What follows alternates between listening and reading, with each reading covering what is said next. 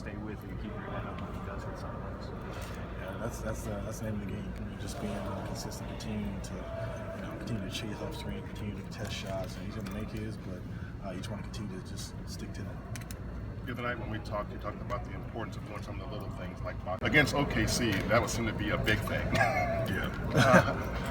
How do you guys, as a team, because it's going to be team rebounding, how do you counteract what they do so well? I mean, that was one of the major points today.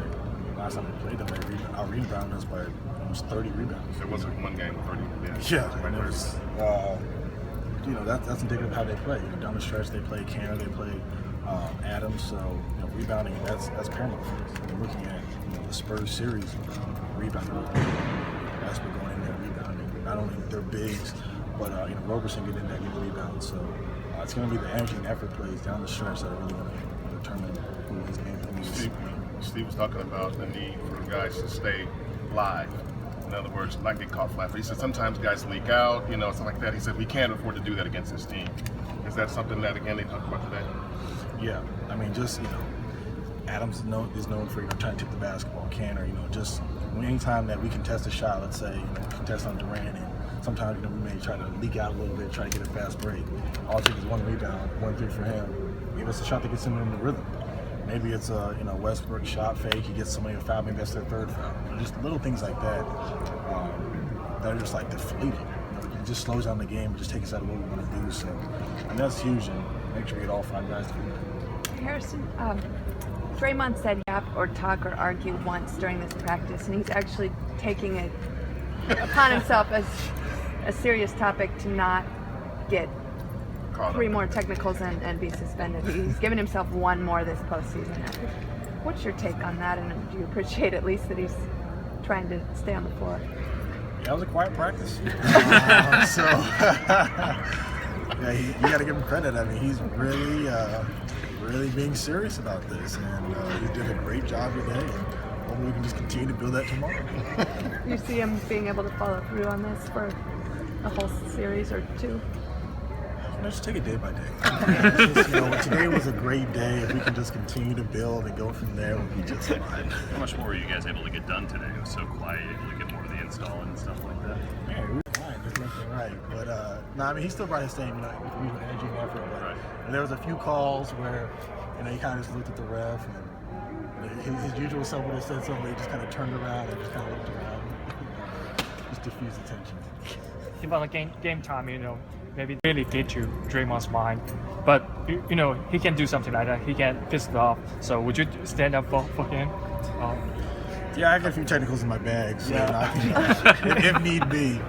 But I think the biggest thing is we're gonna need everyone, all hands on deck, for these games, and to lose somebody because of a technical foul or guys gonna eject or anything like that. We gotta be smart and keep our cool. How was the officiating today? Because Draymond said it was kind of shaky, but he didn't say. Yeah, I mean, it was JC and Chris DeMarco, and they dropped the ball a lot for the blue team. They were definitely, it was 8 on 5. Oh. They were awful. They were awful. You don't want to be fined for this. Oh, no, they can't find me, so that's like I said, they were awful. They were awful. You tell the truth about this one. Yeah.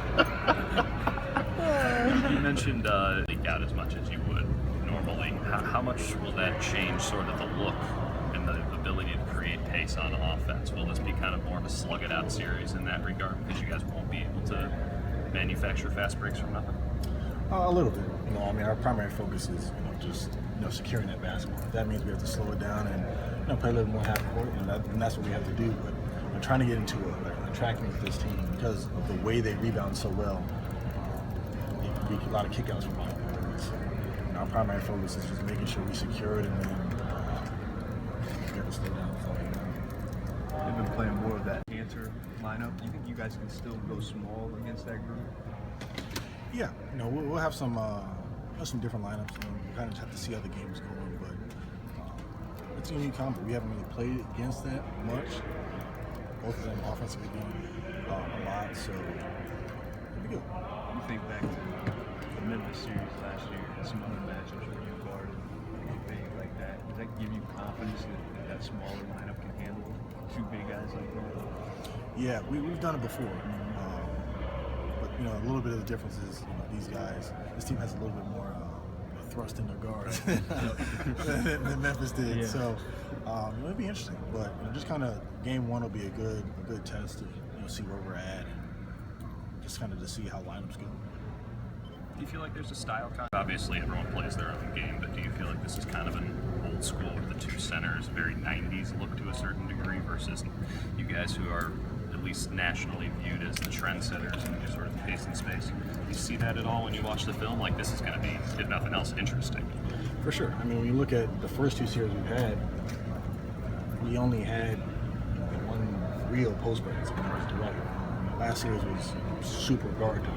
That was our focus, that was the mindset of running guys off the 3-point line. In this series, it's going to be completely different. It's going to be more of a paint game, more physical. Elbows going to be flying, getting the paint, rebounding, doing a lot of the dirty work. So it'll be good for us because as you're going through the playoffs, you have to get better. You have to be used to adjusting different styles, and this is a style that we haven't really played so far this year. Yeah, when was the last time you can remember having 3 7-footers on the court and 2 of them de facto centers? Like, can you recall ever going up against a lineup that maybe Memphis? I mean, not even 7-footers there. Yeah, I mean, I don't think we've seen it. Like, I mean, Memphis is usually the biggest team we played. I mean, San Antonio. Yeah. I mean, they play traditionally pretty big, but we haven't gone off in the playoff series against a big team since that Memphis series last year. Take for you to get back on track? Is it simply just making more shots, or is there more to it? Just letting it fly. I mean, that's the philosophy that we have around here as a team. But just individually, that's the best way to get back on track. It's just let it fly. Don't even worry about it, and just continue to shoot the shots that are open and the game dictates. Is there anything to the strategy that if your outside shot's not falling, to get to the cup and try and get something going there? Yeah, always trying to get a layup. That always makes the hoop. Watch the ball go through, Yeah, it makes the hoop easier, or get free throws. One of the two. So definitely going to be active in transition. Try to get an easy one here or there. Hopefully that will be